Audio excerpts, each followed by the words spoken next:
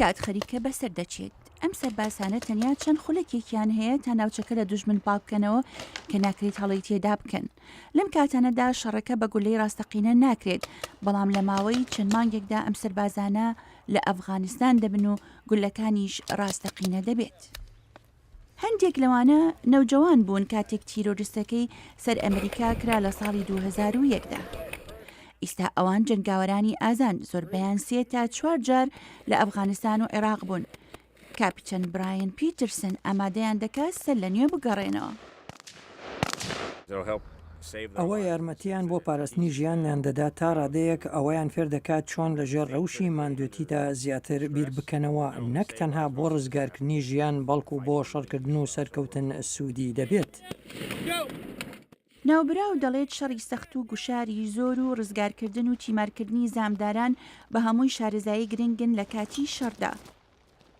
بەڵام کاپیتان مەیسن وارد دەڵێت ڕاهینانە نوێیەکان یارمەتی مەشق پێدانی سەربازان دەکات بە ڕەنگاری شەڕنوێیەکانی یاخیبوون ببنەوە کە لە هێرشەکانی 11 سپتەمبەر کەوتۆتەوە.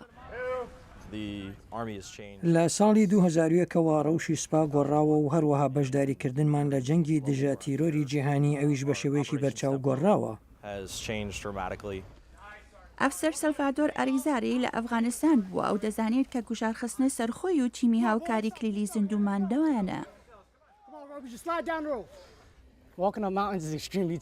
ڕۆیشتن بەسەر چیادا کارێکی جەستەیی ئەوپەری سەختە، مەگەر کەسەکە توانای جەستەیی زۆر هەبێت لەبەر ئەوەی پاسەوانیکردن بە کۆڵە پشتەوە ئەرکێکی سەختە. تەواوی شەڕێکی نوێ بۆ لەشکری ئەمریکا ئیستاتیشێک لەسەر بەڕەنگاربوونەوەی تیرۆریزم و یاخیگەری و هەڕەشەی جۆرا و جۆر دەکرێت.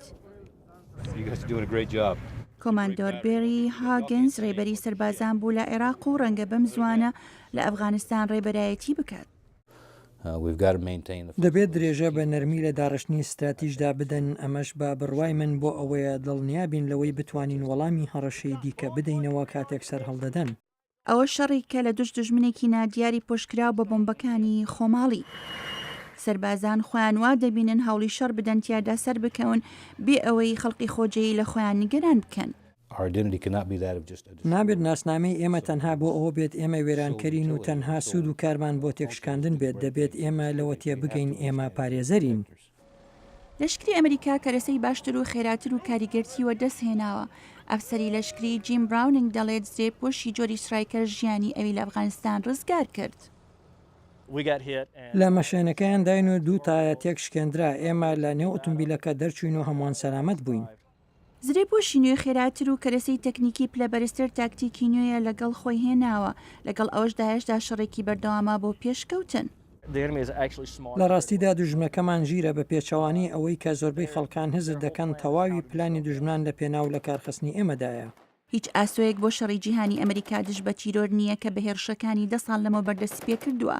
ئامانجی لەشکری مەشق پێکردنی سەربازان ئەوەیە لە هەر گۆڕەپانێکی شەڕی سەختی جیهانی دوای 11 سپتەمبەر سەر بکەون. ئەم راپۆرتەتان لە دڵی ئەمریکاوە پێشکەش کرا.